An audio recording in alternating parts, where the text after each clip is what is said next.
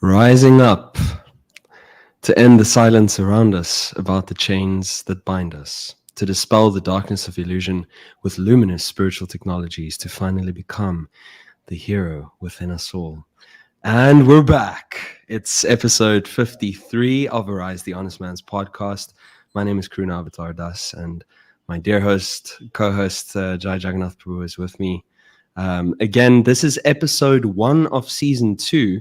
The last time that we were here was on the 19th of December of last year. So it's been quite a big break, but Jai Jagannath Prabhu has been traveling, and things have been happening for me as well. But now we're finally ready to kick it off, and we're really elated. And then also such an inimitable guest joining us for our first episode of season 2.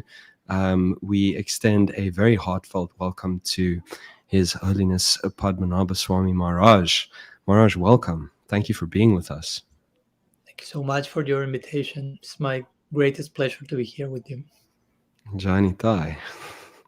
All right, so we're really gonna be getting into Maharaj's story today, and just exploring this topic of the relevance, you could say, of the sannyas ashram, the renounced order of life. But perhaps Jai Jagannath Prabhu can just give a short little introduction for Maharaj. I mean, my introduction will be very simple. Maharaj is a scholar.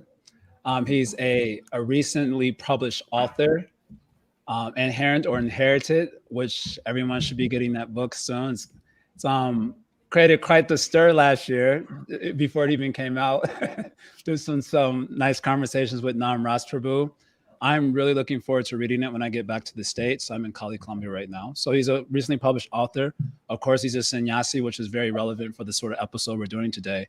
But for me, I think the most important factor is I feel Maharaj should be very much a friend. I met him, I think, 1 or 2 years ago, and he kind of just extends his friendship very generously to anyone and everyone who's willing to receive it. And I've often been quite bewildered by that. Like Maharaj will send me randomly a note on Facebook.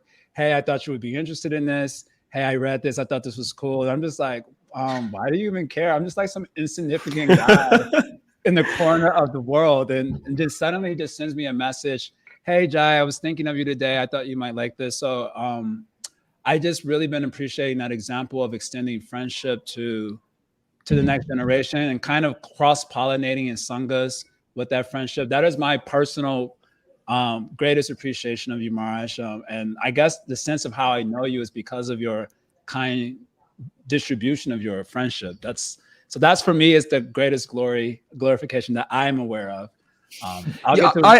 I can totally echo that. I just want to say, Maharaj and I think spoke once on Facebook Messenger, and then every time that he makes like a significant Facebook post, then he tags me, and I'm just like, wow, I'm one of Maharaj's taggees,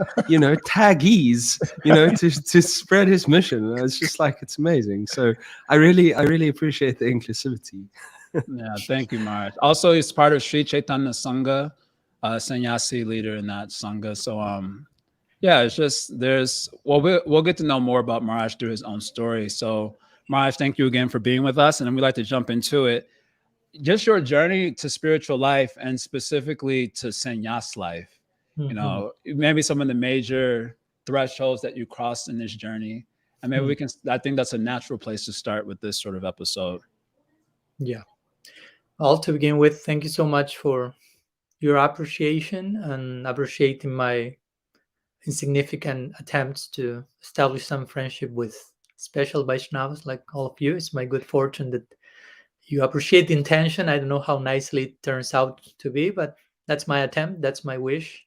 Friendship with Vaishnavas is the greatest gift, the greatest treasure and shelter. So very happy to keep on that attempt.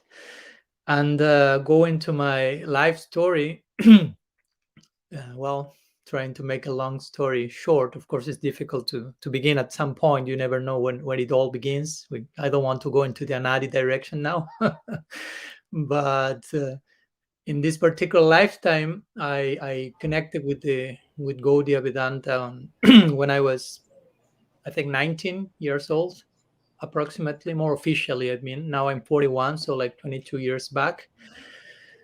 And of course, before meeting the devotees, I already was kind of weird, like I imagine most of us that end up being in this officially and transcendentally weirdness, and Definitely. kind of never fit into so many directions. I was a social person. I had my friends and my social circles. I was a musician, had two bands when I was a teenager, and I was too much into arts, into writing, into poetry, into searching in those particular directions of beauty, aesthetics, and so on.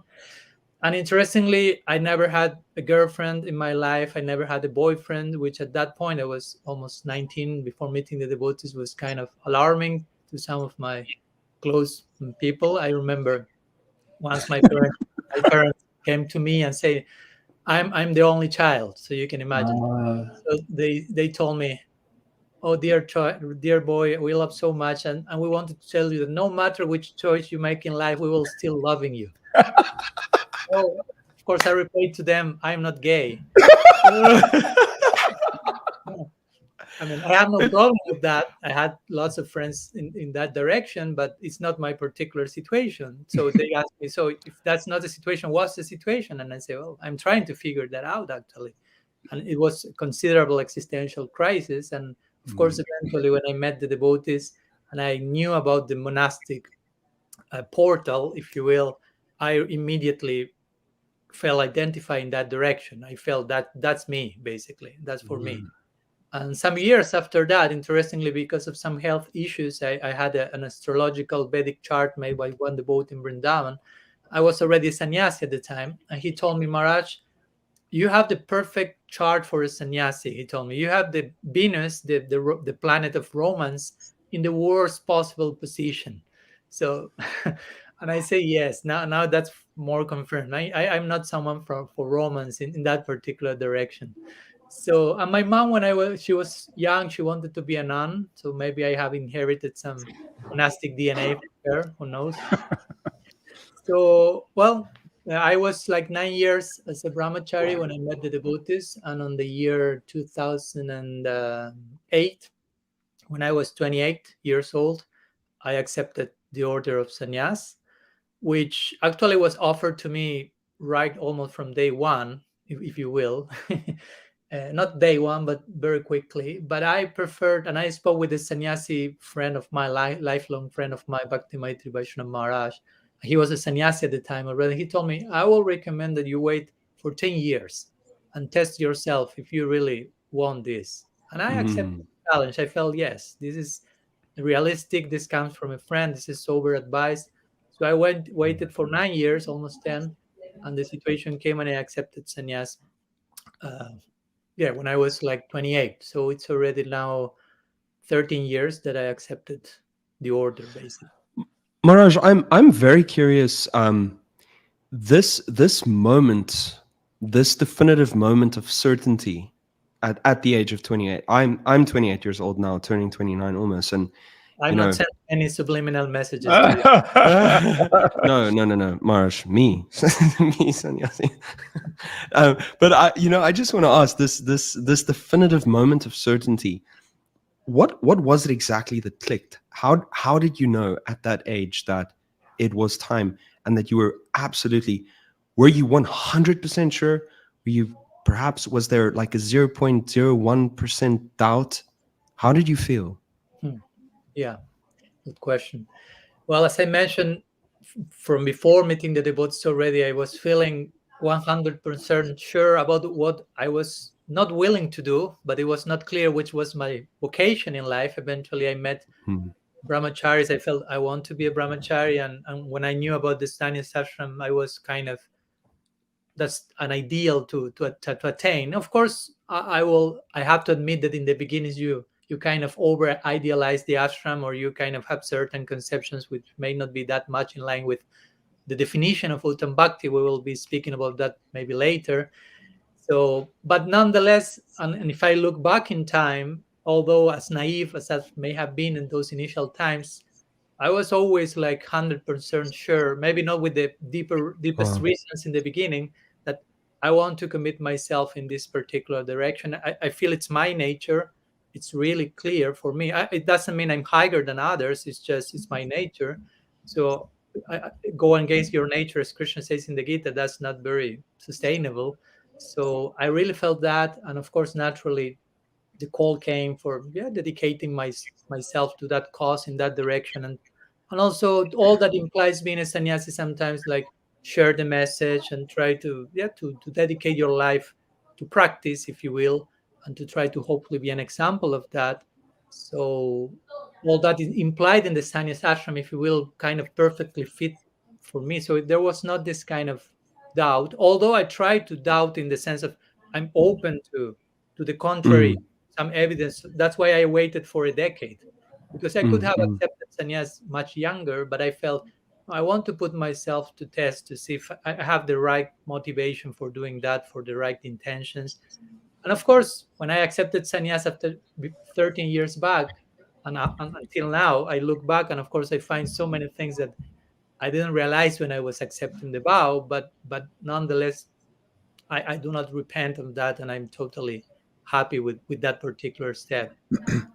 Your astrology bit of your story kind of strikes me, because when I joined the ashram at 18, and I was right in the period of like intense Rahu for 13 years.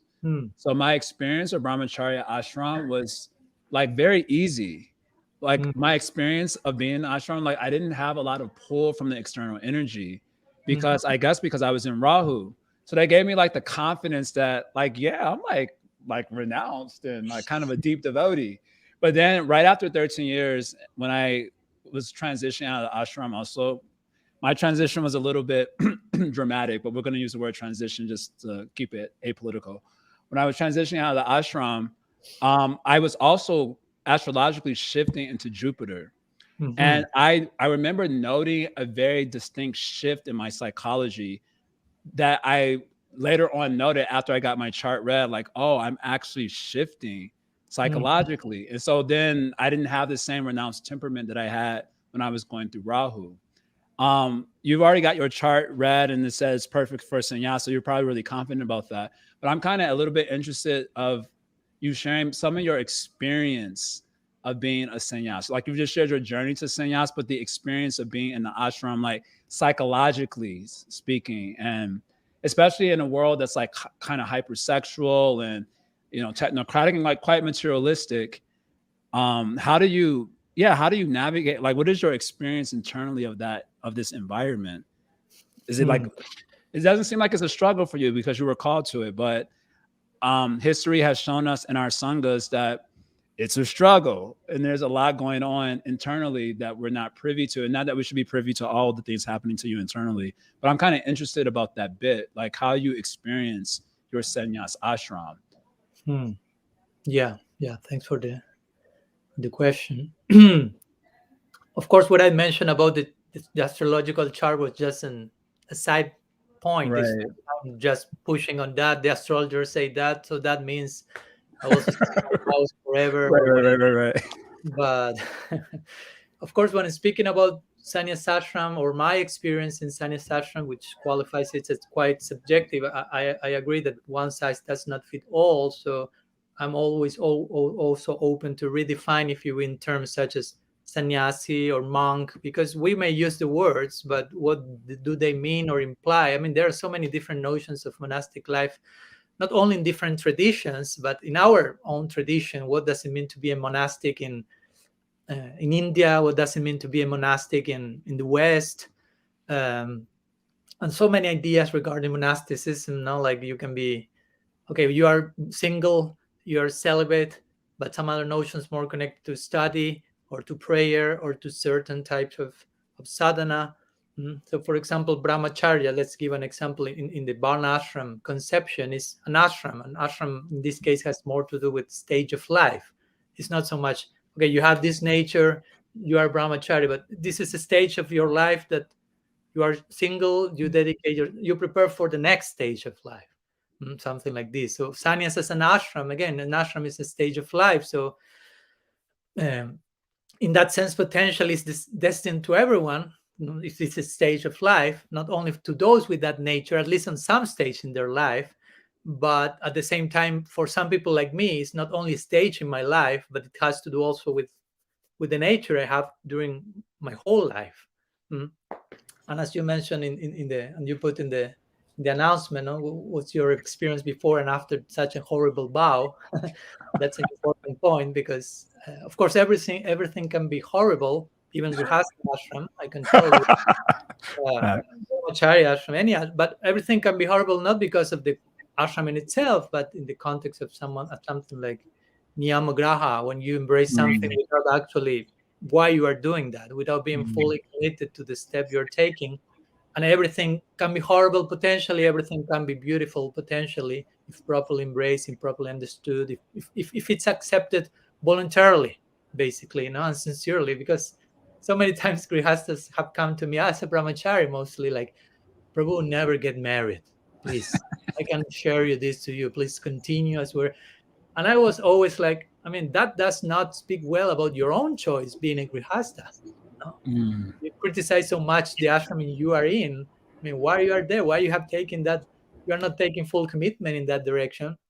And if I will remain as a monk only because of how horrible is anything else, that's not speaking very nicely about why I choose to remain a monk. Because how horrible is the other option? I mean, I choose to do that because I love that, because it's my nature again. And personally, I'm not of the idea of, let's try to make monks or something like that. Let's try to produce more sannyasis, because as I always remember, my admired Thomas Merton, he will say, like, only God can make monks. And the human expedients to increase the number of monastic vocations will end only in the ruin of the order, basically. So there has to be some naturality, some natural inclination. Sometimes some devotees also come to me, and Maharaj, how is your struggle going on in your vows? And I say, I have no struggle in that direction, at least. I mean, I'm not free from any struggle, but I'm okay in this ashram. It's like if I go to a grihastha and I say, Prabhu or Mataji, how is your struggle with remaining as a grihastha? Are you not tempted to become a sannyasi? And they say, no, I am. Right. I have other struggles, but I'm not struggling in that direction. So I'm not tempted to leave the sannyas ashram because it's my nature. So, of course, it doesn't mean that I shouldn't be skillful in that. I have to apply my intelligence. That's how I personally deal with that. As I spoke in some previous lecture we gave some time ago about sex and so on, and I spoke about Kriya Shakti and the importance of using our creativity, creative energy. And as a monk, I have to do that as well. I have to offer my individuality to Bhagavan in a creative way. Atma Samarpana. The Shastra is saying that actually we are the final offering. We may offer stuff in the beginning, but at the end of the day, we are the offering. So we have to be creative to end up offering ourselves in a tasteful way for Krishna. Krishna has taste. He's a connoisseur. So the offering has to be well spiced, if you will. No? So, and also as a sannyasi, you deal with anarthas. Again, sannyasi, as we will speak, it's not just necessarily a superhero, need to see that totally transcendental Paramahamsa, super swan, or whatever. So you deal with anarthas, that means anartha nivriti. And anartha nivriti for me is all about creativity. It's about, for example, turning your worst enemy, uncontrolled mind, into your best friend. I mean, you have to be creative to end up to converge in that situation. Sorry, I don't want to. You know that I can continue speaking, but you have nice things to share. Maharaj, yeah, I would like to divide Jai's original question kind of like in two, and ask you, in due consideration of the, as Jai called it, like the hypersexual technocratic context that we find ourselves in, like it's just really over the top, pretty much wherever you go. That's kind of like the one aspect, like the context of the greater society that you find yourself in as a sannyasi. Because on the one hand, it's like you really have to put yourself where the people are in one sense to be able to reach them. But in another sense, you also have to protect yourself. And perhaps some kind of isolation is necessary, or it's just like you have to be very strategic what spaces you put yourself in. So that's kind of part one of the question, is like, what is the experience of the greater societal context? And then something you mentioned earlier, just part two, is that, you know, after you took the vow of sannyas, then you had certain realizations of what it really is that you couldn't have really foreseen initially, right? So first the context, and then like the inner experience that you came to, you know, just as you went along. Yeah. So, of course, yeah, as a sannyasi, I deal with the world. I'm not precisely a hermit, if you will, which of course I don't have a problem with that. And a sannyasi can be that as well. I mean, there is place for a sannyasi to be what sometimes is called a bhajananandi. Although again, that's another topic, that how do we understand those terms and so on.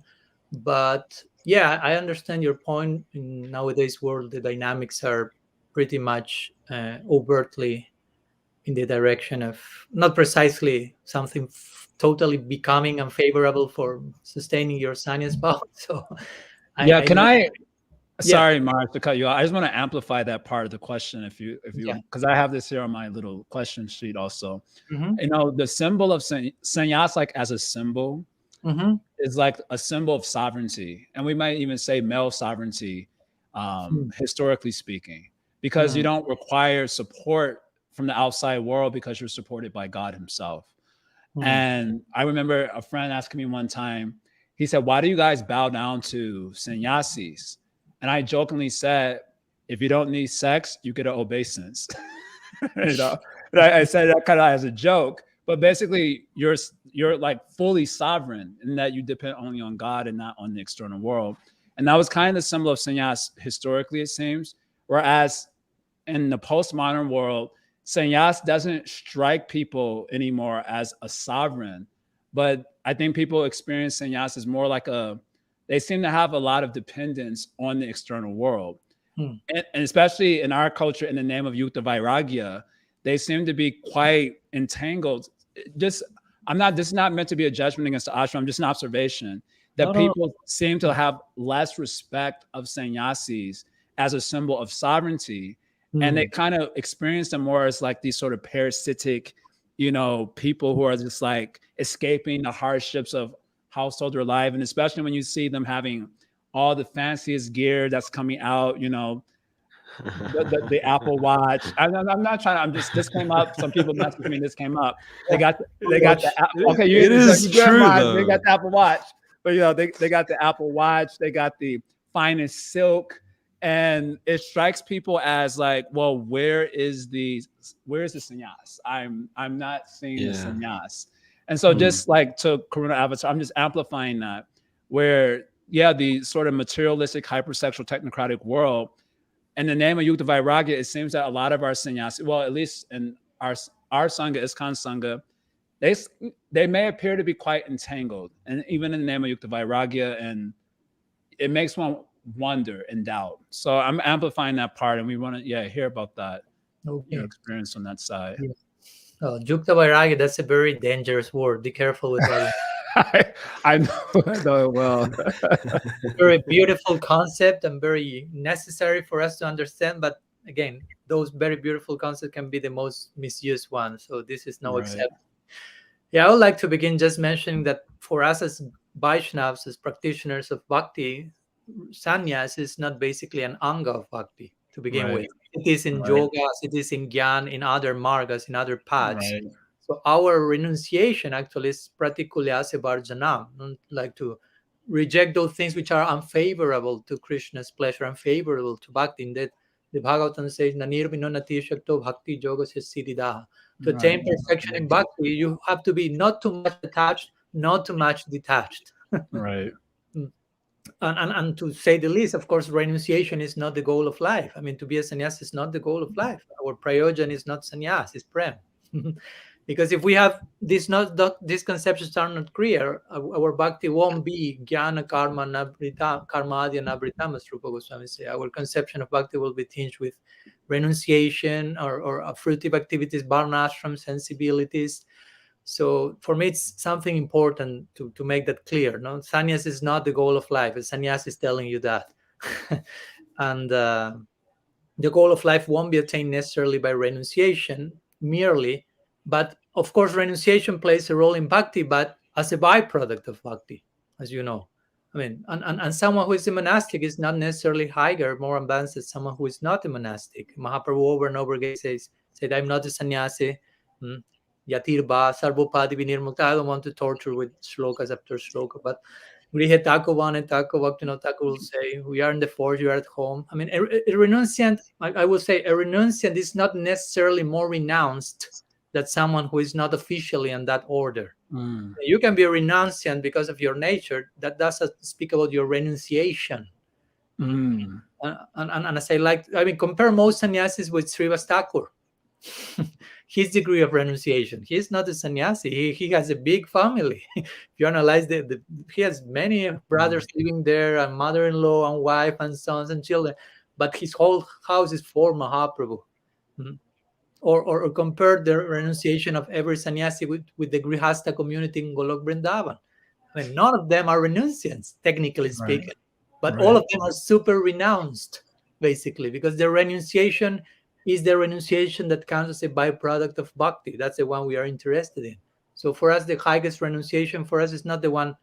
I mean, we do not take renunciation as a sadhana in itself, but the renunciation that comes as a byproduct of our ultimate sadhana, which is bhakti. And we are not projecting ourselves in the Nitya Lila as monastics. No, that's an interesting point. Yeah, I won't be a sannyasi in Golok Vrindavan if I someday arrive there, basically. That's not the prayojan. No? So that's interesting. No, our ultimate examples are Gopas, Gopis in Vrindavan. They are not monastics.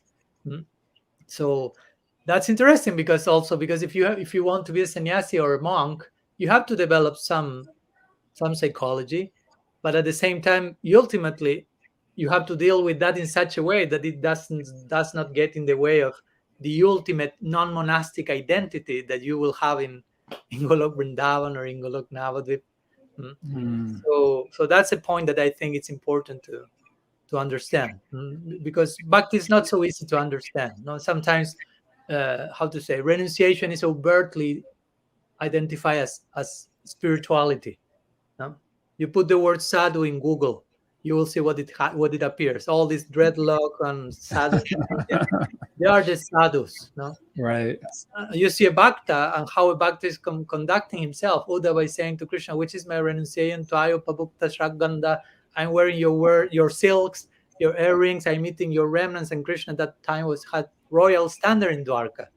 So, but there's an inner austerity there, inner renunciation in the form of renunciation of ego. Because, again, renunciants want mukti generally, but bhaktas want, renunciants in other paths want freedom, but devotees want slavery. Freedom from mukti, if you will. No? So yeah, love-driven slavery. Yeah, basically that type of course. So, of course, and for us, the word vairagya, which is renunciation, if you analyze it etymologically, is vairagya, which means a special type of viraga, special type of attachment. That's the real meaning for us of detachment, basically. And for us, again, renunciation has that role. So I understand that, yes, sometimes some devotees may not represent that very properly, or may get overtly entangled, whatever, with the closest in itself, or with the so-called, I don't know, Yukta Vairagya standard that we have to sustain. But I personally consider that's one of the main negative impacts of the sannyas order in nowadays world. And people sometimes, unfortunately, also over-idealize the sannyasi. I mean, I know that some of them under-idealize the sannyasi also, but maybe over-idealize it still. And over-idealizing someone is also dehumanizing that person, basically. And I mean, I don't want to become a devotional superhero. I want to become a devotional human being to begin with. No, that's so. And sometimes this type of over-idealization, of course, is dangerous for sannyasi, because sannyasi can get attached to that, and you become identified. Okay, I have to be a superhero for this community, which means I lose the capacity of acknowledging any mistake I may commit, any struggle I may go with. But we grow spiritually much more by doing it wrong than by doing it right. There are so many mistakes we need to make in order to progress. And of course, some we need not to make.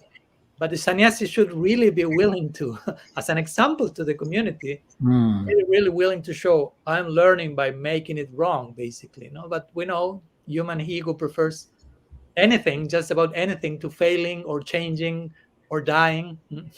But the sannyasi should be the perfect example of this, of dying before we die, as sometimes it is said.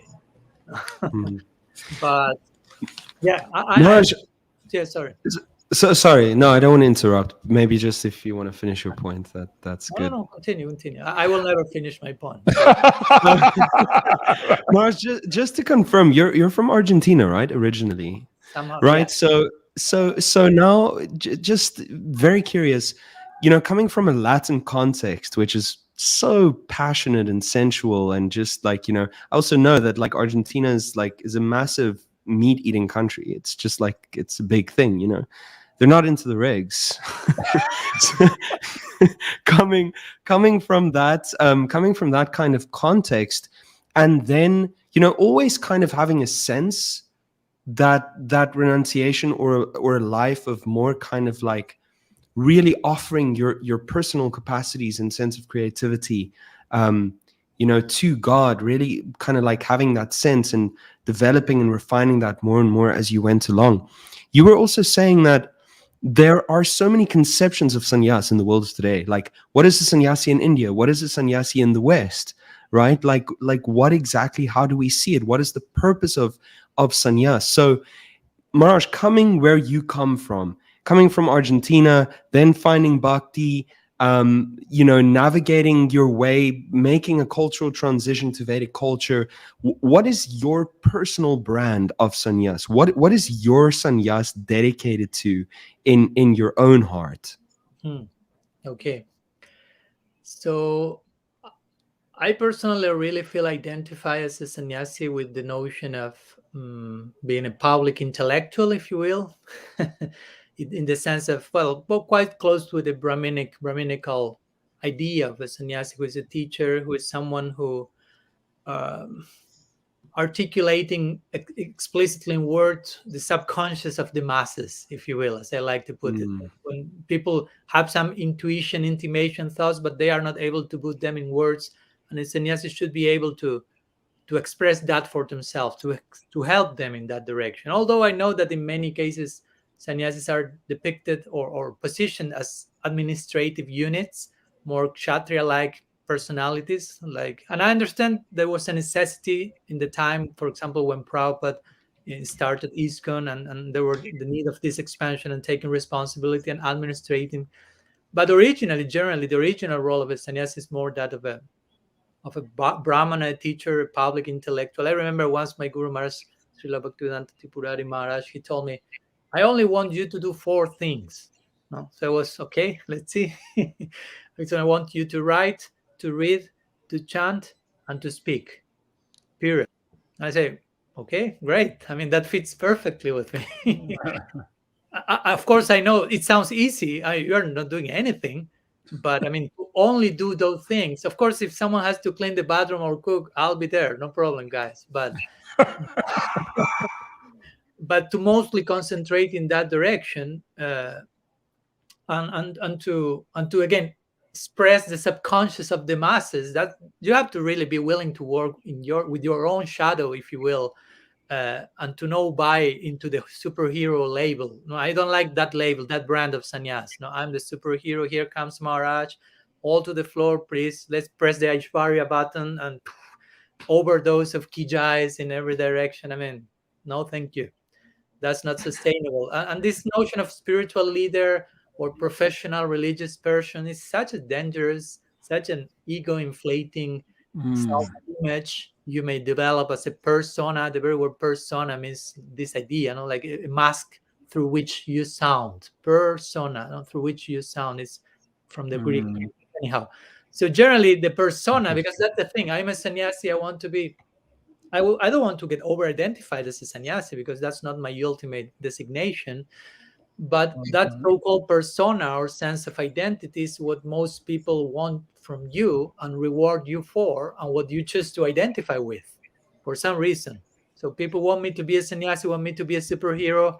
I buy into that, but I may start to misuse my monasticism in that sense, and I can become filled with myself, and instead of melting my heart becomes harder and harder in connection to the divine dispensation. And I remember also Thomas Merton. Sorry, I'm quoting him too much, but I love him too much.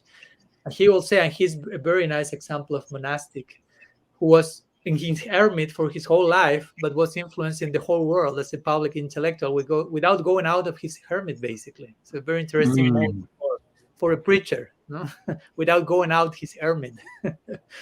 But he will say that every vocation has its professional risks. And being a monk, he will say, not a sannyasi, but as a sannyasi who loses sight of the meaning of the monastic vocation, you may well lose your whole life in some form of sterile preoccupation with yourself only, like self-centeredness, and you can even look for religious holiness as an unconscious satisfaction of pride. I want to be saint. Sannyasi is quite tied with that sometimes. I want to be seen saint, and everyone thinks I am a superhero, and I may end up convincing myself. So it's delicate, because you can end up worshiping the status quo as a sannyasi, not worshiping Krishna. So sannyas should be a very, self-challenging situation. If change, if growth is not programmed into your sannyas ashram, there are serious warnings about ending up in a very blinding nature, blinding situation, fear, fanaticism, and in the name of religion, you will again end up worshiping your present ego position, your personal advantage, or so many things that can happen. Some people will look sannyas ashram as security system, lifelong employer. Oh my God, that so many things of that. Or people projecting their daddy's projections on me.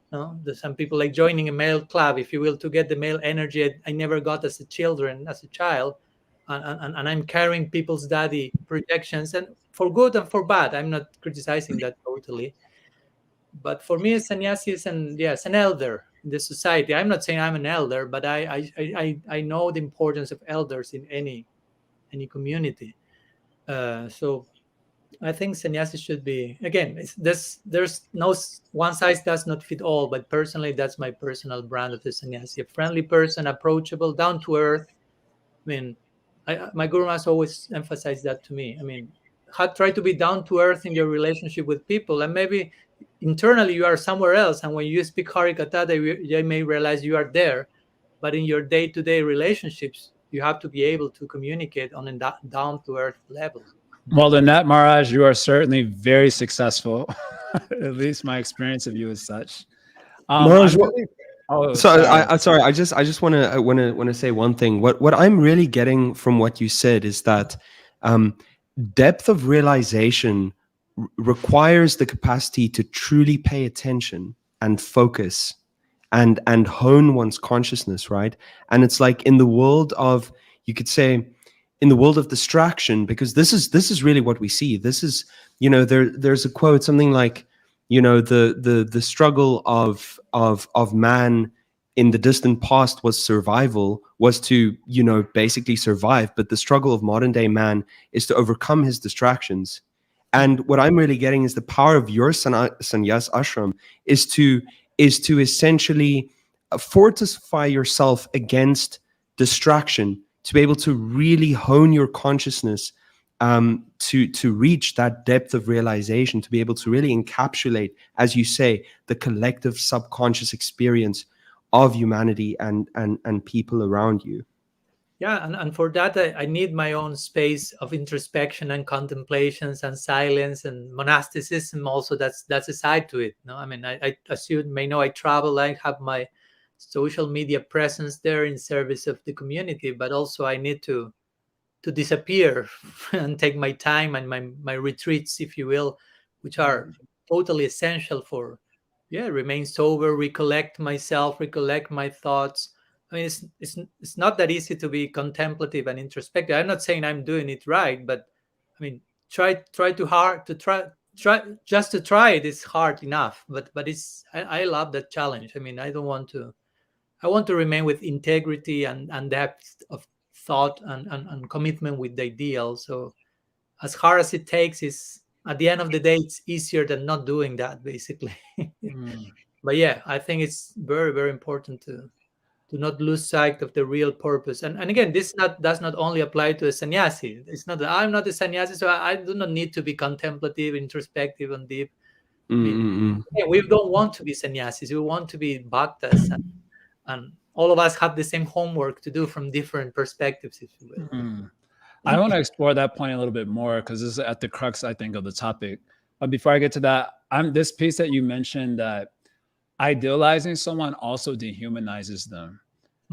And I mean, that's a very powerful meditation. I definitely think in our ISKCON community, we have done a lot of profound dehumanization of sannyasis. They're not humans. And I think historically, they were intended to be like the pure devotees. You know, there was like the 11 pure devotees at one point. And even though there was this whole period of like reform, at least when I joined in the early 2000s, the culture still very much was the sannyasi was a superhero. That was the culture. And that was how we related to a sannyasi. They were pure devotees, even though they wouldn't say that. And it wasn't explicitly stated anywhere that they were, but the culture by osmosis was that they are the superheroes. They are the pure devotees.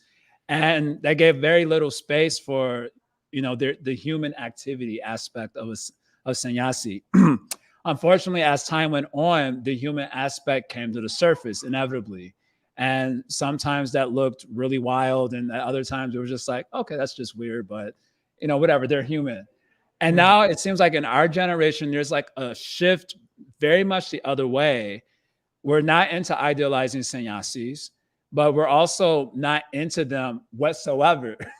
You know, and we're kind of shifting. It seems like we're shifting away from, like, I don't think I know anyone amongst my friends that are aspiring for sannyas or interested in sannyas. That's not true. There are a couple, but they're all in the Raya Marja Sangha.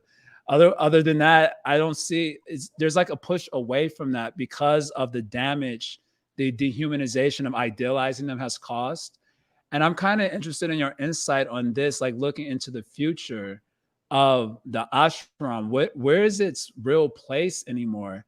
As with the new generations, as we're first of all jaded with the old culture that probably inappropriately put sannyasis on a pedestal, as we've moved away from that, and as we're also entangled in our own problems of the age, including technology and other such things, it seems like promoting sannyas amongst our culture would be like injudicious. Like it wouldn't be necessarily prudent to do so. And yet, of course, we can't make it a rule because there might be someone like you who has a nature like that. But as a general culture, it seems we're moving away from that. And it seems that might actually, in fact, be wise, at least the way I'm thinking about it right now. So I'm kind of interested in your thoughts on that, looking into the future of the ashram and our sanghas. Yeah, thanks for sharing. Yeah, I agree with your perspectives. And yeah, unfortunately, well, I won't say unfortunately, it's just the facts and what happened, as you mentioned, from one extreme, the shift is going to the other when people is not only not seeing themselves as sannyasis, but not even seeing themselves as interested in getting close to sannyasis. Not like being friends. I remember when we have our first podcast with Nam Rasa, and he started saying, well, I have here my new friend, Padmanabha. Well, I don't know if I can call him a friend. Someone told me sannyasis cannot have friends. And I was like, oh my God. I told you that. I don't want to be in that path. I mean, because we practice Bhakti. Bhakti is not about detachment, but it's about attachment, Srila Prabhupada say. That's the science of attachment. And Sangha, the word Sangha also means attachment. So when we speak about Sadhu Sangha, means we progress by attachment to the sadhus. No? So I want to have friends. That's my point. No, we want to have bhaktas. Just in case. No?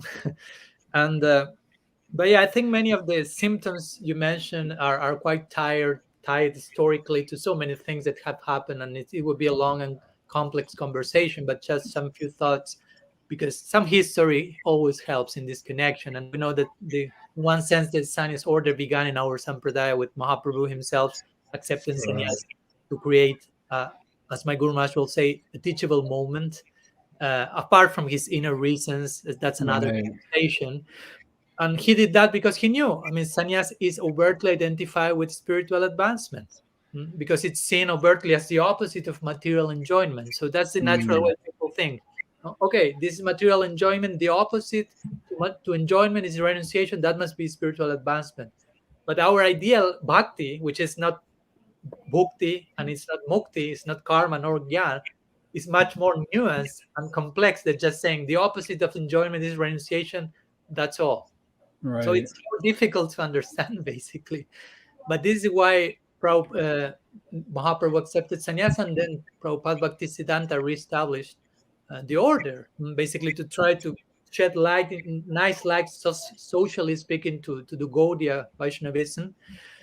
Because till that moment, as you know, the Bairagis or renunciants were Babajis, and there were some moral shortcomings due to some excessive emphasis on Bhakti's efficacy to even transcend moral lapse and so on. And as you, well, so many things to share. I'll try to be brief, but you know that he established the order of sannyas. Still, at that time, the order was more Babaji, and Babaji were more considered more. Prabhupada Bhaktisiddhanta gave the idea sannyas are paribrajakas, itinerant preachers. Babajis are more paramahamsas, beyond sannyas. But interestingly, before Prabhupada Bhaktisiddhanta Bhaktivinoda Thakur spoke about Goshtyanandi and Bhajananandi, and we nowadays relate those two with sannyas and Babaji, but at the time of Bhaktivinoda, there were no sannyasis. So he will think about there can be Babajis who are Goshtyanandis, preachers, there can be Babajis who are Bhajananandis. But nowadays, interestingly, all these notions change. For many, Babajis now is, okay, that's above sannyas. But for others, Babaji is seen as below sannyasi. They are not preaching. Or they're selfish, but whether you're sannyasi, whether you're Babaji, you have to have some internal depth. Prabhupada Bhaktisiddhanta will say, Goshtyanandi is a Bhajananandi who is preaching.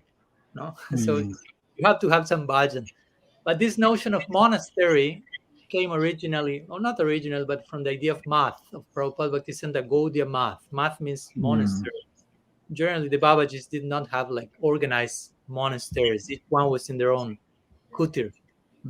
But interestingly, the idea of Prabhupada Bhaktisiddhanta is we have a monastery, but he threw all the monks outside the monastery and to go to the train station and distribute daily newspapers. It was a unique dynamic outside of the dam, even to Kolkata, outside of India, even if you compare to other forms of monasteries like Christianity or Egypt, everyone was in their own place. So there's place for everything. I mean, Bhaktivinoda Thakur was a Babaji, but he was living with his family. That's not the notion of Babaji we also have either. So, or as I say, the hermit like Thomas Merton was influencing the whole world from his hermit. Rupa Goswami as a Babaji was dealing with legal stuff, Jiva Goswami similarly. And interestingly, for example, I'm sorry if I get in too long, but I think it's interesting. In the Samsara Dipika, which is kind of an appendix to Gopal Bhatta Goswami's Satkriya Sara Dipika, this is written by Gopal Bhatta Goswami, although some say it was written by Prabhupada Bhaktisiddhanta. Whatever the case, it's equally important for us. And he says that a sannyasi can renounce the external marks of the sannyas ashram and accept Babaji. And similarly, a Vaishnavi, qualified Vaishnavi, can accept brahmachari or sannyas, which is another conversation, but in the context of that. He mentioned we have examples of that like Madhavi Devi and so on. So my point is, we find sannyasis in our lineage, we find Babajis, we have ladies acceptance, the possibility of that to happen. We have someone who can accept sannyas and then accept Babaji. I mean, all the things are not wrong. I'm saying this because sometimes we have a very like narrow-minded, okay, this is the legal version of it. This is the only way to do so. So sannyasis in one sense is a preaching strategy, if you will. The way how Mahaprabhu established that there's a lot of relativity to it. Sometimes we absolutize the order to the point of, again, identifying his pure devotee as sannyas.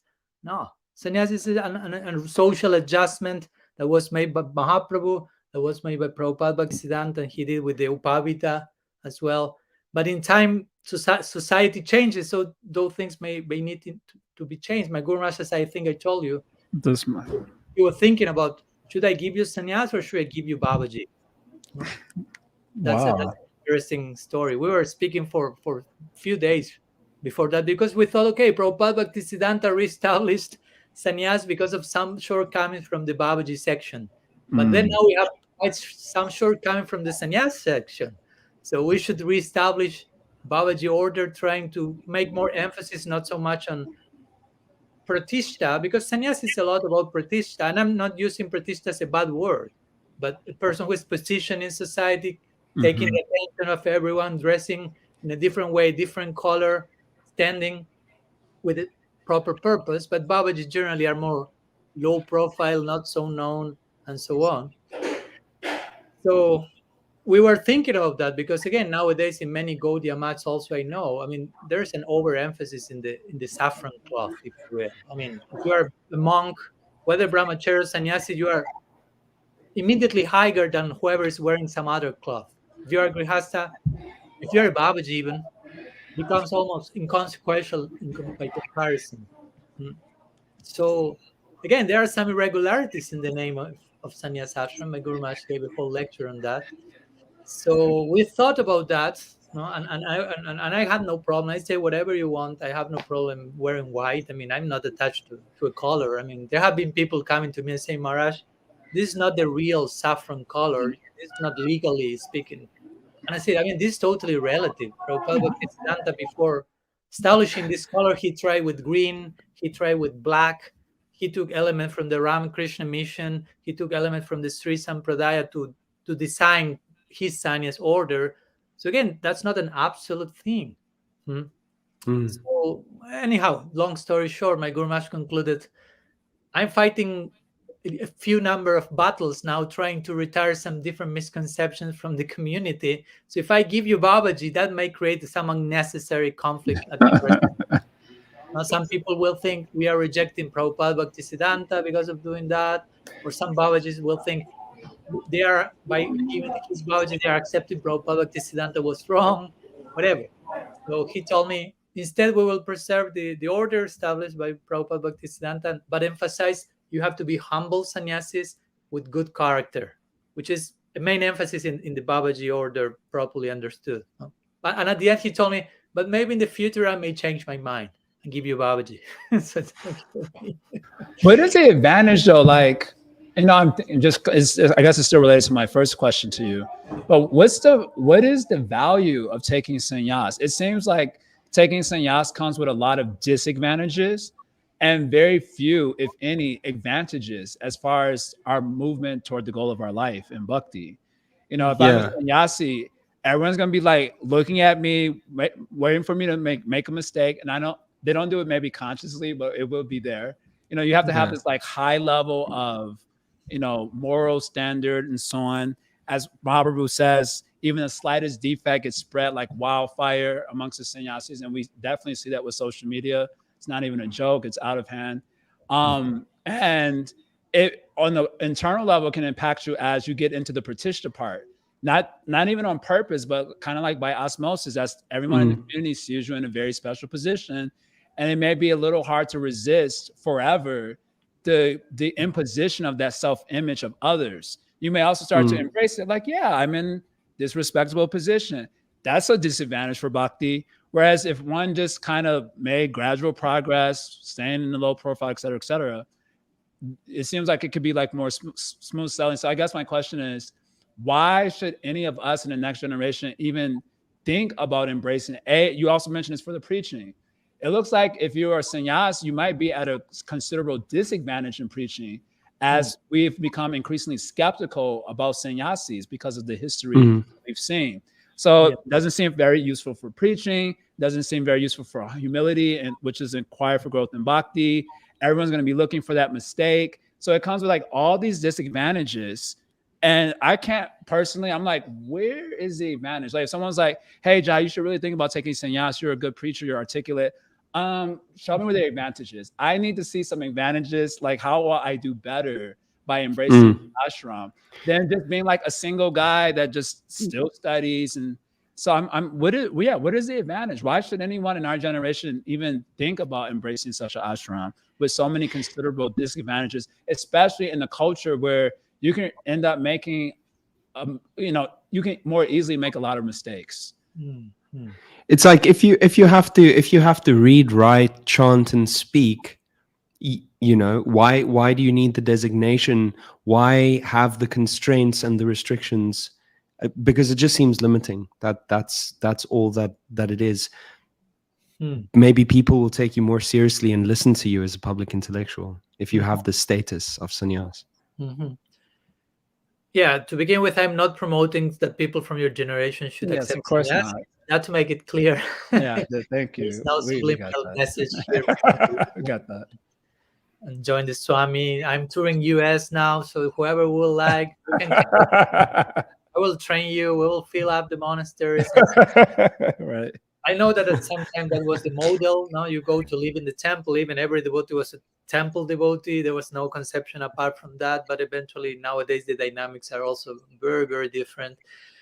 And again, I do not think that promoting I don't think sannyas is something to be promoted personally, but something that should come as a natural, on one side, on a natural choice because of one's nature, as it did in my particular case. But again, I know that may be 0.00000, and I could be saying 0 for an hour, 1% of people who may have that weird nature that happened to have in this particular lifetime. So what to do? I'm weird. But I have to deal with my weirdness in a sustainable way.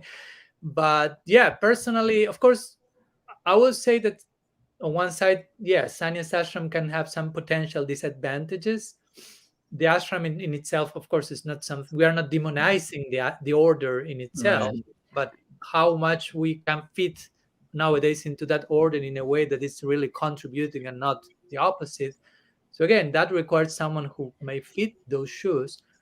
And I think, of course, it depends also on so many things. For example, the society you are in, it has a particular past experience with sannyas ashram that takes its members to be a little bit more susceptible to whoever appears and call himself a Swami.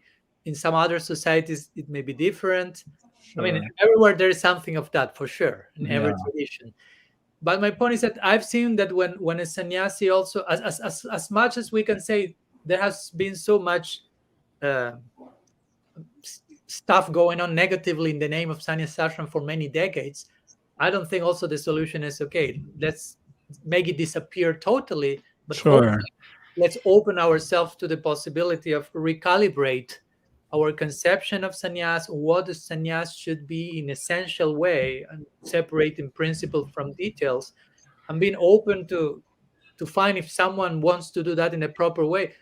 That will be quite inspiring as well. I mean, we need that inspiration also. It's not something necessarily bad. So I will say that, again, I'm not over promoting anything of that, but I say that whether someone chooses, okay, Maharaj, I'm renounced, but I will choose to take Babaji instead of sannyas. I choose that one. Okay, if you can explain that to me properly, I support you.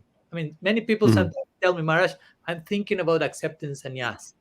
Of course, you can imagine the first thing I say is, stop, wait there. I mean, and immediately I say, why? And generally, I realized that most people do not have a clue about why they want to accept sannyas. I mean, they say to advance more spiritually, and say, who say that will promote more spiritual progress? To please more my Guru Maharaj, who say that your Guru Maharaj will be more pleased by you being a sannyasi. And after those 2-3 exchanges, they don't know what to say after that. So they say, you are not, that's not your moment for sannyas.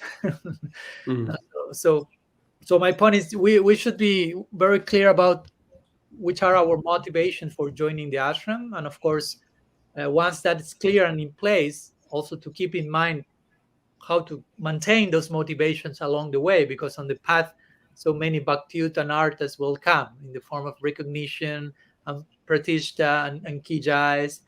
And if you deal with them properly, that will be humbling. That's my point. I mean, it can be a disadvantage, but if you are properly situated, all those things will be humbling and will invoke further progress. It's basically how I try to deal with that, because I mean, I know so many people think that I am a pure devotee and that I have descended from who knows where. I'm not necessarily every guru is in Nitya Siddha, but that's another topic, Jai Jagannath. and my point is, I understand that for some of them in their beginning faith, I cannot just jump into them and say, no, no, no, no, I'm not all those things you think I am. I know that helps them in a beginner stage, but I have to know how to deal myself with those idealizations they have, so that's not convincing me, if you will.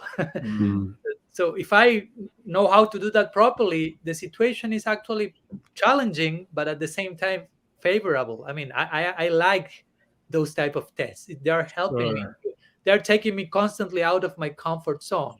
Even though it seems they're throwing me into a comfort zone, if I'm trying to be sincere, actually they are taking me out of the comfort zone, because I have to constantly deal with them in such a way that I do not go crazy. But again, who is willing to do so, that's another story. So if you want to embrace that challenge, okay, welcome to the Sannya ashram. And there will be so many struggles in between also, no? I mean, yeah. For me, one detail, sorry, for me, something that really had helped me through the years, just an advice sharing, is to have friends that I can relate on a one-to-one level, because you become suddenly surrounded by so many people that puts you on the pedestal, drop below, and you may become accustomed to deal with maybe with your guru. He's above me and I'm below, or those who are put me above and they are below, but I lose sight of this one-to-one sakya, if you will, connection, that a friend will tell me things without filter. So I need that type of connection, because if not, I may die of an overdose of Vatsalya or something. No, like the kids say, Daddy, you are the best daddy of the world. You are the best daddy. And you will, oh, tell it again, please. Oh, it sounds so sweetly. And a friend will come and speak right to your face and say all the things he has to say with love. So I need that. And to that point, I learned a lot from that with former experience, with former. I've spoke with that with Namras's first episode as well. Yeah. So I know Karuna wants to say something, but just to that little point, I remember being in the ashram. This was years ago, and there was a particular Maharaj who had an issue, and he had to leave the sannyas position. Didn't know who he was. There was an article about him on whatever, one of the websites, ISKCON websites. And I remember when I read the article, I cried. And I mailed our GBC guru sannyasi that was there at the time in Chicago. And I asked him, I'm like, didn't he have friends that could have like helped him in this situation? You know, the situation, I'm not saying the situation because if I say it, people will immediately know what I'm talking about. So not naming the situation, I was like, didn't he have friends that he could have reached out to like set the record straight, put him, you know, in his place or whatever, help, support him, help him. And then I asked Marja, like, do you have friends? Like, who are your friends to like check you? And he kind of didn't answer the question, kind of indicating that it wasn't necessarily the culture, that there were like a lot of friendships of that level. And I remember crying about it. And I remember it was kind of like at that moment, I was like, nope to the sannyas ashram. It was like a moment in my life. I was like, absolutely not. I'm not going to put myself in a situation where I'll end up alienating myself from the sort of support that I require to protect me in my journey towards the absolute. It was like a very pivotal moment. I remember this guru bought me some Nishingadev oil, and he said, I'll say a prayer for you in front of Nishingadev. I was like, I don't need a prayer. I need friends. Like, where are the friends at? And anyway, just amplifying that point, because it was a pivotal point in my own thinking about this subject matter many years ago. I was like, absolutely not. I can't live without that friendship. I'll be finished. And it's so interesting to hear you bring that up. Right. Yes. I agree. I mean, without friends, sorry, Karuna, without No friends, worries. we want friends forever. I mean, it's not that friendship is some temporary device that we need now because we are so weak.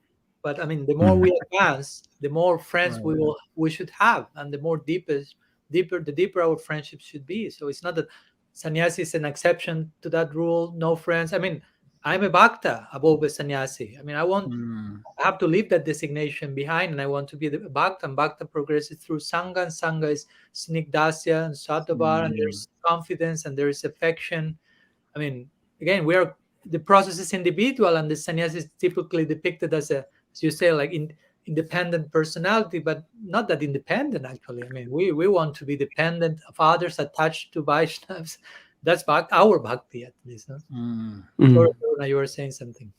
No, just so you know, the essential conclusion is that regardless of status or designation, peer like-minded peer level sangha is absolutely fundamental and essential for all of us, right? But it's an interesting thing, Maharaj, because the thing is, you know, relating to also what we said before, is that your sannyas designation will produce awe and reverence from those who are junior. Just awe and reverence, full stop. That will be there. But it's like, what is the value of awe and reverence? Because it's just alienating to the person on the receiving end, right? It's like it's maybe harder for people to get close to you, or like, you know, it's almost like maybe. And I'd be interested in your personal situation. You know, those that you came into spiritual life with. Or because then it's like, right, you grow together, right? Because then after the point of accepting sannyas, it's like immediately you're like status upgrade, right? And then people may not like feel like that you're approachable, and then maybe it's harder to develop those kinds of friendships, because it's almost like awe and reverence is such a default. But what is this awe and reverence? You know, what is the point? Because ultimately it alienates you. One thing Dude, is I respect. love this question. I'm sorry. I'm going to try to be as vague as I can about this example. But there was a video that was sent to me recently. I don't even know. I got to be super vague. I don't even know how I'm going to be, because I'm not trying. This is not a call out. It's just something interesting. To what Karuna is saying here. You get this sort of status upgrade, and at a certain point, you may not like it. You may find the Aishwarya too limiting and the sort of natural for a relationship. So as a result, you may kind of like slacken the standards that should be there if you're representing yourself to the world as a sannyasi in favor of a more natural relationship. And I want to say this example, but I don't know if I could be vague enough. But you know, there was someone sent me a video. We are going live, Jagannath. Huh? We are going live. Be careful. I know. Nowadays, I mean, if I say something out of hand, everyone's gonna say that's just Jai. That's just how he is. So it won't kind of matter. But out of respect, this is out of respect.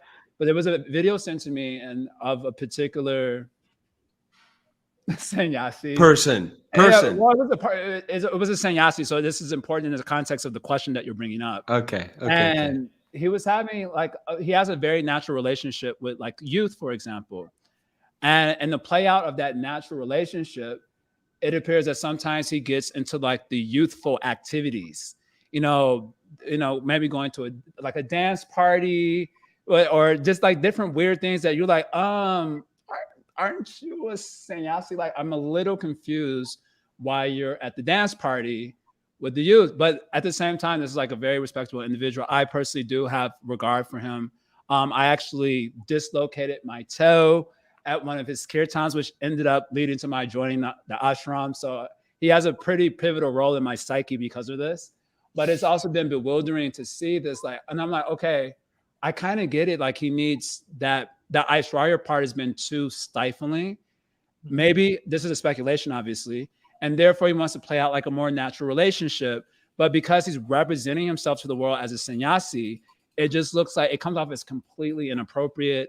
And I remember asking another Maharaj about this, like, hey, isn't this your friend? Like, can't you, like, I don't know, don't y'all like check in on each other and, you know, check each other out? And so just Karuna's avatar point, like, yeah, about the Aishwarya part, it's like, again, it sounds like another disadvantage. I'm sorry. I'm still trying to I'm looking for the silver lining here. Aside from there might be a weird person that just has the nature like yourself, as you're saying here. Yeah, that reminds me, like, for example, Mahaprabhu's sannyas, he accepted sannyas again as a preaching strategy, and he was able to access like the intelligentsia of the time, like Sarvabhauma Bhattacharya or whatever, Prakashananda Saraswati. So it facilitated some outreach But at the same time, he realized, I cannot go to a brothel to preach. So for that, Right. we know Nityananda Prabhu was his extended arm, who could go to all the places that Mahaprabhu couldn't go as a sannyasi. So I was reminded of this example, like a sannyasi is facilitating, but also at the same time is doing the opposite in some directions. So there should be some complement to that. That is not that necessarily the sannyasi has to do everything and anything and going anywhere and everywhere and dealing with everyone in any single way, because that will like dilute the what the sannyasi originally represents. So I think that that on one side, I think it's important for, again, there are different sannyasis. I'm speaking about my own brand, as Karuna said. So I think the element of Aishwarya is, it can be used properly. I mean, Vrindavan, the whole underlying feature of Vrindavan is Aishwarya. I mean, there's more Aishwarya in Vrindavan than even in Vaikuntha. Right. But that's the ground for Madhurya to express. No, so that Aishwarya is allowing the ultimate type of sweetness and intimacy we find in Vrindavan. So I say that also. I mean, there's an example, but as a sannyasi, I know that there's some Aishwarya, as Karuna said, I know that there's some people we see me with some Jai Maharaj, and if that's proper, if they are expressing that in a genuine way, I mean, I don't think that's a problem, as long as I'm not going crazy with, oh no, here I am. But I see that as some affection, some appreciation that is creating commitment in me. I like to speak in terms of responsibility or commitment, like a child and the father. A child will see its father as daddy, ideally, or like some superhero, whatever. Eventually, the relationship should evolve to the point of friendship. I mean, father still is father, but there's some friendship there. So I will say in the beginning stages of the relationship, maybe the sannyasi is in terms of Aishwarya, and that creates some grounding to the person will be open to hear the teaching, to learn from the person. We'll see, oh, hey, that person has a good example, is walking the talk. So that creates some inspiration and inspires me to go deeper in the relationship. And the deeper it goes, not the more Aishwaryic it becomes, but actually the sweeter it becomes. But it may all begin with some Aishwarya foundation, which again, the sannyasi has to have certain standing as to know how to deal with Aishwarya. It's not for me. I mean, I'm instrumental and I'm just serving the person's faith. Basically, that's how I try to deal with that. Now, if someone is expressing some awe and reverence to me, I mean, it's just whatever the grace my Guru Maharaj is expressing through me is touching the other person's heart, and I'm committed to serve that, to honor that. It's not about me being the main character. Spotlight is somewhere else, basically. So there's a place for Aishwarya, but again, the problem is when we misread Aishwarya and forget Madhurya, and everything ends up being like distance, and actually, no, the distance gap has to be transcended gradually by the force of affection and confidence and intimacy. But that takes time, as any relationship, no? So I don't know, some thoughts in that connection. I have one final question on my little question sheet here. I also have one. My final You question. go first. Yeah, my question is about renunciation as the result of bhakti. So I like to think of that as natural renunciation, and an imposed renunciation on the way to the experience of, bhakti proper, like bhav bhakti. So we hear with bhava, then comes virakti as one of the anubhavas. And I think in one of Thakur Bhaktivinoda's essays, he says the qualification for Babaji Vaish is bhav bhakti. Like, you should be having the experience of bhava. And so, which makes sense. It's a very natural renunciation. And then you have this other brand of this imposed renunciation on the way to bhava. And now hearing you with this episode, I'm kind of getting a different sense than I was having earlier, that there could be a person who has a nature, maybe from previous life, some scars or whatever it is, a combination of factors, but a nature that is actually suitable to that ashram. And that will be sort of the vehicle of identity that's going to take him to bhav bhakti and beyond, sadhya bhakti. But it is also seen that the imposition of the renounced order on the way to bhava has not done very well. Not only in our Sangha, like I know in our ISKCON, because we're from ISKCON, we're part of the family. We talk smack about it because we're allowed to, because we're part of the family. But I didn't realize the last year I've been kind of into other Sanghas, just associating a little bit more and so on. And I was like, wow, the ghetto is everywhere. Like it's over at Radhakund, it's over in this Sangha, it's over. It's like everywhere. And so this sort of what I call like an unnatural renunciation, which is just the imposition of the identity on the way to Baba, that just seems like super dangerous. And so it brings me to Bhagavad Gita, where I'm hearing like Christians does not advocate for karma sannyas. Whenever he speaks about it, it's like in relative to karma yoga. It's like juxtaposed to karma yoga, but he never speaks or advocates for that ashram, like pretty much at all in the Bhagavad Gita, for example.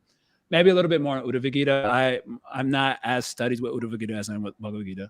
So it just makes me kind of like, is the unnatural imposition, like what I'm calling as an unnatural imposition, is it really healthy for, even as a concept, I can see it being okay, but is it really healthy as an ashram to embrace? I'm not fully seeing, I guess I'm not fully appreciating its value. Just because of historical elements, because of Bhagavad Gita elements, because of Gaudiya Vaishnavism elements, like, Virakti. Dude, like, we're so down on sannyas right now. No, I'm not so down intense. on sannyas. Because as a concept, I value sannyas ashram, and I feel like the society needs renunciates who do the work of just reading, chanting, etc., as you mentioned, and then they enlighten the community. I feel like that's a really important role. But I'm looking at the historical factors, I'm looking at some of the philosophical factors, and it just makes me come to the conclusion that, I don't know, maybe not. Maybe it's not so valuable, or maybe it's not so helpful for our devotional communities looking into the future. So I'm personally trying to, unless I get killed because of circumstances, which is quite possible in my case because I have a big mouth. But if I live to be a little bit old and I'm going to be making some sort of contribution to the devotional community, I want to know where this piece of the puzzle fits in, like its value. So I don't end up being like an opponent of it, for example, as has happened to a lot of our younger generation, where we have become more or less opponents of the ashram. We don't like sannyasis. We don't offer them obeisances. When they come into the room, we disregard them. It's like kind of a culture now. So I'm trying to like keep that value in my head and appreciate. But all these elements are telling me, like, I don't know, where is the value at? So my question is about natural renunciation versus unnatural renunciation. And in terms of the unnatural, how important is it as a culture as part of the social culture? Individuals are obviously different cases, but as part of the social culture, how is this piece really important for our community? I'm sorry, I just have to point something out here. It's like Jai, part of that question basically implies that like you're taking the personal. Like in Maharaj's case, his sannyas ashram is very personal. He feels himself to be, am I coming through clearly? Yeah. Okay. So Maharaj feels himself to be like he always knew from the very start that this is for me. This is you feel this deeply, and it seems like it's such a personal thing. And it's not like, if it really is for you, you're not going to be thinking, I wonder if I should do this. It will be like a deep inner knowing that I should do this. And it's like part of that question, Jai, is basically saying that like taking something which is highly personal and very rare and unique, and then like almost like super, or like extending it outward as, you could say, like a sociological archetype, like a particular status of life to strive for, something that people can aim towards. And it's not that. It's something very rare and unique that you will on a very deep interpersonal level know if it is for you, and I just don't think that we should extend it as like, well, as it like is a sociological archetype, right? Varnashram is definitely a sociological archetype, and it's in our communities, it's an archetype that people do embrace, whether they're qualified or not. So I'm trying to understand its value looking into the future of our communities, because it's not on an individual level, which we've been hearing about. It's very interesting. but I'm interested in that sociological part also, which inevitably, if you're showing up to the community as a sannyasi, you're playing a sociological role also, inevitably, just by dint of showing up, wearing saffron and presenting yourself as a sannyasi. Sure, because you're setting an example. You're setting, so I'm curious about that part in the future of our communities. How important is that piece to the community? Or is it just like, is this been like something that's just been too damaging to our communities and we need to like throw it out in the future? Which seems like the direction we're going in. I don't think I don't feel like that's the answer either. So I'm trying to understand its value, and my heart tells me it's valuable. My intuition tells me it's valuable. It's needed for the community. But I have all these little fancy arguments in my head. It's like, oh no, it just doesn't say I get any advantages from it. You know, it's this problem, that problem's coming up. So I'm trying to. That's why I called the episode the way that I did. Has it met its shelf life? Because I'm like, where is the value? I know intuitively it's valuable, but how do I really, get concrete in that understanding? So, well, sorry, Marash, I'm being all dramatic. No, please. I like cathartic questions. I'm here for that, no problem. So I agree with your points. I appreciate what Karuna mentioned regarding the how personal. I mean, we are part of a personalistic school, and ideally everything should be very personal. Not only sannyas, but whatever decision you take has to be really deeply personal. So you identify with your choice and develop, an identity of service through that. Not to the point that I am a sannyasi is my ultimate identity, but I identify with the vehicle enough so that can facilitate my attainment of the real identity. So that's how my take on this color in my life, if you will. So I think that it will be, again, important regarding the role of monasticism or sannyasi more specifically in our tradition in the future. I don't think that sannyas should disappear totally, or Babaji, or whatever form it may take, or the few weird renunciants in the community, that the monasticism may be the 0.0001%. It's a minority, but doesn't mean that minority has to disappear or to think that it will disappear. I mean, it will always be there because it's about nature. So there will be someone always with that nature in some ages a little bit more, some others a little bit less. And as you know, sometimes minorities even maybe quite crucial and nourishing to the majority, to the rest of the society or community. So for me, it's, at least personally, it's always very inspiring to have some, again, balance and not dysfunctional, but affectionate, wise sannyasi as an elder in a community. Maybe a sannyasi may not be elder in age, but elder, I'm not speaking about physical age, but a figure that you can feel that person is a role model. Of course, you don't need to be a sannyasi to be that, but somehow to be a sannyasi and to make that particular choice in a personal way, and you really feel that. I mean, to me personally, if I find a grihasta, we have chosen to be a grihasta from a very personal way, and it's fully embracing that commitment. To me, it's as inspiring as a sannyasi who has chosen to do so from his particular perspective. So what we are appreciating is more the integrity behind the choice, if you will. So monasticism will always be very few things. I'm not promoting let's try to preach more monasticism so we have increased the percentage of sannyasis in the community. But also something that I think it may work a lot in the future. Not so much, of course, return to an old school sannyas monastery and let's increase the number of saffron, but to emphasize the monastic side to our lifestyle, no matter you wear saffron or not. Basically, I think that's something interesting, like to activate your monastic side beyond being celibate or beyond being single or not. But the principle of the order, like detachment, and detachment for me is not rejection, but trying to take a distance from something so I can see it for what it is, to really catch the bigger picture from proper distance. Because if I have my hand too close to my eye, I'm not seeing my hand. I need some distance to really appreciate it for what it is. That's detachment for me. So introspection, because I can live in a monastery And if I'm not introspect and so on, I may not be a monastic in that sense, basically. So my Guru Maharaj once said, monastic, instead of trying to solve the problems of the world, he understands, or she understands, the world is a problem to be solved, if you will. Not a problem as something negative, but something to be solved. So and he or she takes the proper stance to deal with her situation in the world in such way, trying to transcend the world. But I like to speak transcendence not in terms of evasive devices or rejection, but integration or synthesis.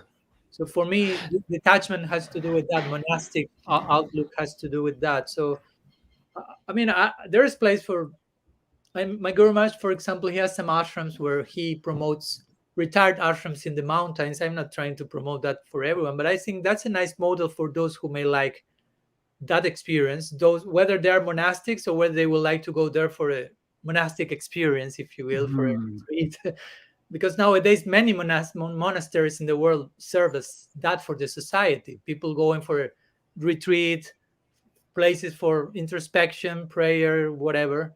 So and to have some I mean, the word monastic comes from monos in Greek, which means alone. And as someone once said, most of the problems in the world come from our lack of capacity of sitting alone by ourselves. So I think it's important to emphasize that monastic side. Like sometimes it is said the cure for your loneliness is actually solitude. And that's not only for monks. That's the point. That's not only for monks. So I will try to present that side of monasticism nowadays. So it's like future.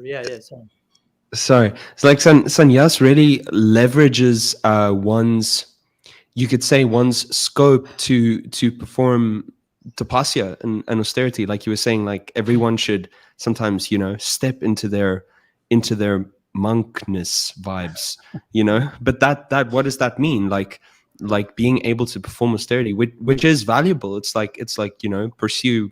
Jordan Peterson says, pursue what is meaningful, not expedient, right? And one needs that ability in order to do it. And sannyas, really helps in that regard. It's just what I'm really getting is that whatever your choice of ashram may be, it has to be based on a very, very maturely considered, deep inner vision for yourself. Like really, really thinking, what is it? Why am I doing this? It's like, Maharaj, you took a decade to decide, on very deep, like inner contemplation and consideration. I have one final question that I'd like to pose. It's kind of like, I'm seeing that the sannyas ashram is very valuable as a so that there can be leadership to those who are within perhaps like younger brahmacharis. It's because for every man, at least, it's super, super healthy to have a period of brahmacharya. Like, we know this, Vedic culture tells us this, and all of us that spend some time in the ashram can really attest to it. Qualitatively, it's so dense with meaning and growth and forward motion, right? And if there are sannyasis, then those you could say young temporary renunciates are being supported, and they can be guided, and that's something very special that I'm seeing. But just as a in relation to that, there's kind of like a pretty common universal sentiment in our Krishna consciousness society these days, that don't go to sannyasi to ask about like worldly problems, right? Like don't go to sannyasi to ask about relationship advice, because what can they tell you? Like, Maharaj, you were telling us, like, you never had a girlfriend, then you became a monk, and here you are. So why should anyone come to you for relationship advice, right? So that's the one part of it. That's the one part of it. But at the same time, a simultaneous reality, a parallel reality, is that we see with older generations of sannyasis, they have been dealing with people's stuff so much and so extensively that all of that, you could say, vicarious exposure has given them a lot of realization. And on the basis of that realization, they're able to perhaps give relatively sound advice because they've heard so much. Maybe the personal experience is not there, but it's like vicariously you've experienced so much, right? So I guess my question is, where exactly is the synergy between these two parallel realities? Like, let me ask you an essential question, Maharaj. What kind of advice should I not ask you for? Yeah, I agree with you. Thanks so much for the question.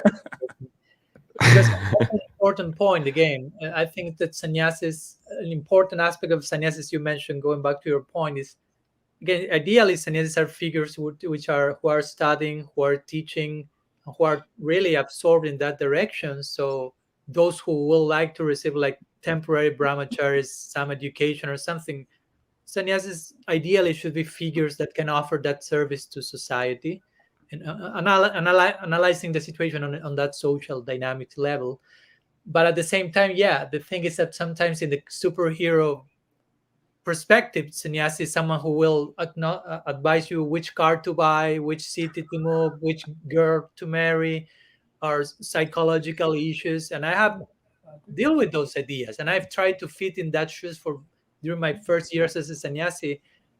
As naive as I was, people was approaching me with Maharaj this, Maharaj that, and whatever Maharaj says, that's revealed truth. And the problem is that sometimes it didn't work, and eventually you are like, oh, no. So, and what you mentioned as well, the vicarious side, that's important as well, because I mean, I've never studied psychology, but I have to deal with so many minds for decades that somehow I have attained some vicarious PhD in psychology. That's all. Yeah. But of course, at the same time, in some cases, I would recommend some person go to a psychologist. I wouldn't try to fit into those shoes if I see that the situation is not enough. So yeah, some experience is there, and some empathy for the situation is there, but it may be sometimes it is say cognitive empathy and effective empathy. Now, like you went to some situation and you are suffering, and I've never gone through your situation, but I can understand you are suffering and I try to help you. But if I would have gone through that situation, I may give another type of help from another place, which another type of realization. And the two are okay. The two can be complementary. So if someone asks me about romantic issues, again, it's not my field.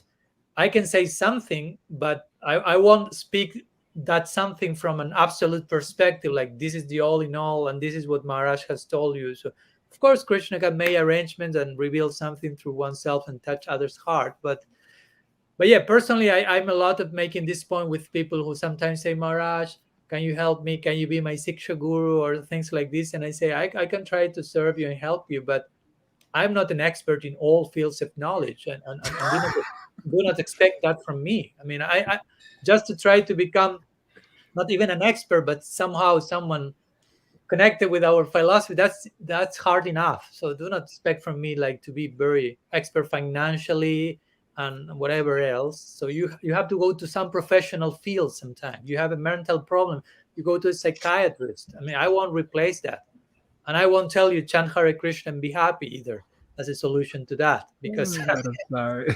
you need something else. Now we say chant Hare Krishna and be happy, but between the chant Hare Krishna and the be happy, there's some Go to the doctor. Go to the doctor.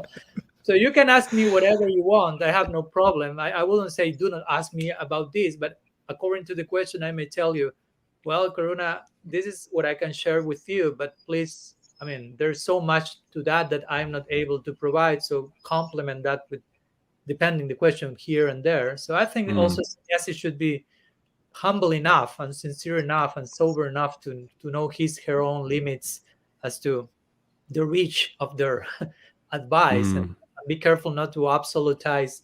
Yeah, whatever is coming as revealed truth, and you don't need anything else, because that may have created many of the problems we are dealing now with. And I think it's nice again not to annihilate the sannyas ashram, but to try to from the extreme of over idealization to the extreme of total rejection, right, go to the middle path, because bhakti is the middle path. Bhakti is not karma, bhakti is not gyan, Bhakti is the middle path. So we should deal with every situation in a middle path mentality, if you will. So that may take some time. That may take some generations even.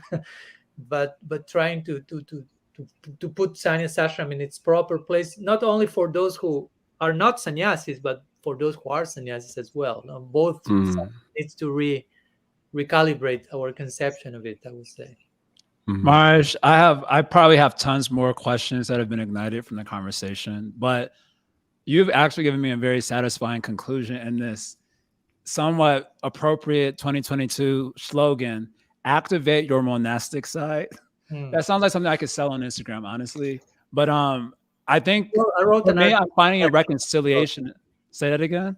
No, that I wrote an article about that some time ago. So that's part of okay. In Spanish. So we should. Oh, maybe you can translate that. That would be. Maraj, what is your do you have a website, or like where can people go if they want to check out your things? Oh, Jai, were you going to say that? Sorry. I think so. I got the bhaktiinthejiva.com. That's one promoting the book, but I have a personal website, which is my name, which is swamipadmanabha.com.ar from R. Okay. .com.ar. I'm writing it in the chat we have here, so that is there. Okay. Sure. Okay. We'll and also there's bhaktiinthejiva.com for those of you who are interested. You like how Marj thinks, and then from the comments, it looks like you do. You can hear more of how he thinks on a very subtle subject matter about Bhakti's inherence or non-inherence in the Jiva on bhaktiinthejiva.com, where you can get his book. I've gotten it, and I'll be reading it when I get back to the States. Really excited about that. Maharaj, I'm finding reconciliation in this activate your monastic side for the topic of today. Particularly the idea of learning like solitude as a cure to loneliness, which is something that I hear everyone expressing, whether they're in a relationship or not. They express this sense of loneliness. And there's a book one of our mutual friends had recommended, our friend who does work on prayer. And he recommended this book from, I guess, a Sufi saint, Alone with the Alone, I think is the title of the book. And I had that kind of on my reading list also. But learning how to basically commune with God, which is something that happens in a sense in aloneness. There's a Sankirtan feature also, and there's the Nikunja Seva aspect also, and learning how to be alone with God, and a sense of learning how to activate the monastic side as something that everyone's going to have to learn as a culture. And then out of that, some individuals may emerge where they do that their whole life, where they're monastics their whole life. I see that as a healthy something looking forward in the future. It's also reminding me of, who is this saint from the Jesuits? He used to have this thing called spiritual exercises. Loyola, I forget his name. Ignacio de Loyola. Yeah, this one, Ignacio de Loyola. So he has this thing called, where basically everyone in the community, renounced or not, they would go through this period of 1 month. I think his time was a 1 month program of learning how to pray and be alone with God. And then you did that, and somehow the experiences you got in that, you integrated into your life, and many went back to, householder life. But then there were others who just embraced a monastic way of being. And that seems that's something I could wrap my head around thinking about the community in the future. So I'm finding reconciliation in this conversation in that particular phrase. In fact, activate your monk side and transcendence as integration. I'm really appreciating that idea also. Thank you so much for choosing being with us here, Marj. You're very well spoken and very charming, and you seem like cool peeps, as we would say in our generation. Someone that I could be a friend with. Cool people. Cool people. The quality that I in general most highly value and appreciate is when I feel like someone is really authentic. And Marj, you have a sense of you really have a sense of contentment, and you come across as being very equipoised and just happily situated in where you are and what you're doing in your life, and that comes across to me very clearly, and I really appreciate that, and that shows authenticity to me. So very grateful to have been given that. You gave us the opportunity to engage with you today, and ask you a lot of challenging questions. Yeah, thank you for sharing your time. Thank you so much to the two of you, and I look forward to more meetings of this for sure in the future. Yes. Jai. I'll see you in New York. I'll see you in Michigan also. Oh, I have it on my list. okay. And next week we're gonna be doing, well, we were actually gonna do this episode first, but then we had some challenges last week. So then but now it's wonderful. What a fantastic first episode. But next week, Jai and myself and Dev Madhava Prabhu, and we may have one other guest, we'll just be talking about the core purpose of this podcast, and just kind of like revisiting that at the beginning of a new season. Why are we what we are? What are we exactly? What have our personal journeys been, and some of the realizations we've had lately, and how that informs the purpose of what we do. So do tune in for that next week. We're probably going to shift our day to Tuesday. The ladies podcast tends to be on Monday, so we were on Tuesdays. Jai and I were like super fixed up, first 6 months, every Tuesday 12 p.m. noon, there we were. So we're gonna try and do something like that again. So do tune in again, but you can just follow our socials. Jai Jagannath Prabhu on Facebook, he likes to post there. I sometimes post on Instagram, and so we're so, I'm just so elated to be back. It's really wonderful. Yeah. Okay. Hare Krishna, everybody. Thank you, Hari.